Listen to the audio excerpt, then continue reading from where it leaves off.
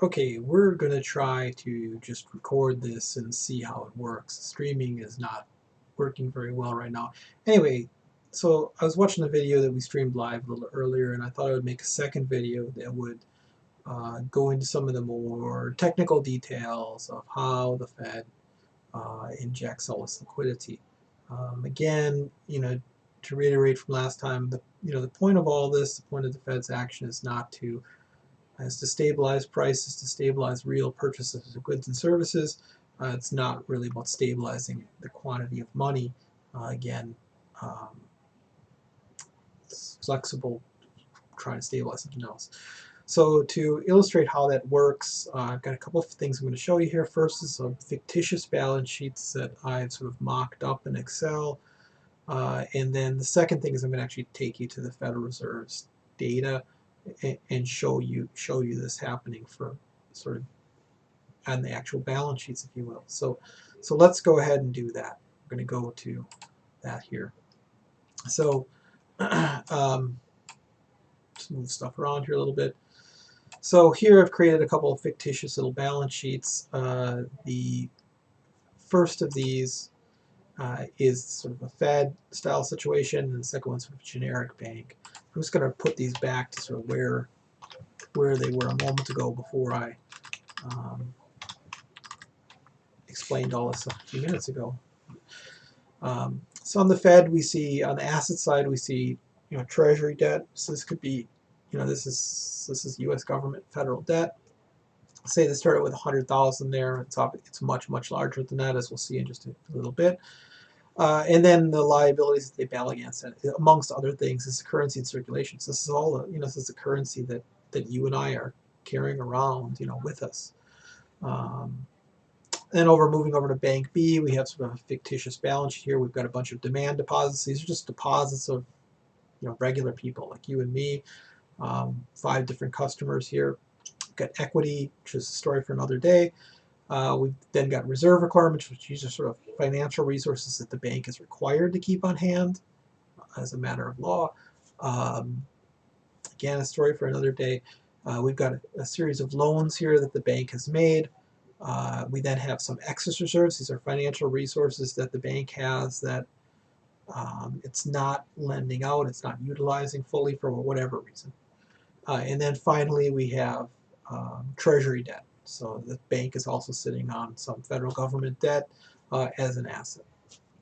And so let's say that the Fed would like, this bank would like to inject liquidity, or the bank just wants more liquidity, right? They want to be in a more liquid position for whatever reason. Maybe they want to make more loans, maybe they just want to have more liquid assets on hand. So let's go ahead and do that. So we're going to say the Fed's going to purchase up this Treasury debt. So we run that down to 0. Okay, so the equity changed automatically. And then that becomes the Fed's assets. So we're going to enter 500 over here, right? And then against that, the Fed is going to issue 500 currency in circulation. So they're going to make 500 new dollars, right? And then that's going to come over here on the bank's balance sheet as excess reserves. And that's it, right? So now we notice that this bank, Bank B, has additional financial resources available to loan. If those customers come in and demand cash, the bank has more of it on hand.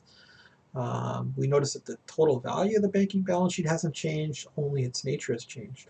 Okay, so that's how this works, right? Where did the $500 came from? The Fed just created it. Okay, all right, so let's take a look. Here's actually the Fed's balance sheet. This is from the Fed's website. This is their balance sheet March 12th, 2020, so it's last Friday, right? Here, looking on the asset side of the Fed's balance sheet, U.S. Treasury securities, we can see that it's 2.5 here. These are millions of dollars, right? So it's 2.5 trillion in treasuries held by the Fed. Just in the last week, they purchased 25 billion of those. So again, that's here and there. So we can see that the Fed has been purchasing up from the financial system a lot of federal debt.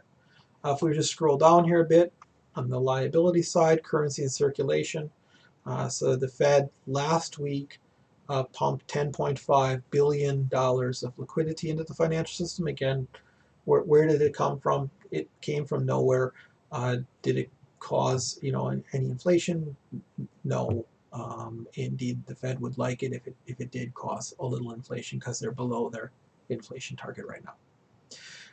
All right, so looking at this over time, we can see that as well. So again, this is from the Fed's website, right? If we go here to recent balance sheet trends, so this tells us the value of the Fed's liabilities over the last several years, going back to 2007. We can see there's a huge jump up right here, early September 2008. We know what that is. It's a financial crisis, so the Fed dumps all kinds of liquidity in. Why? To stabilize, right? If everybody panics and wants money, well, the liquidity is available.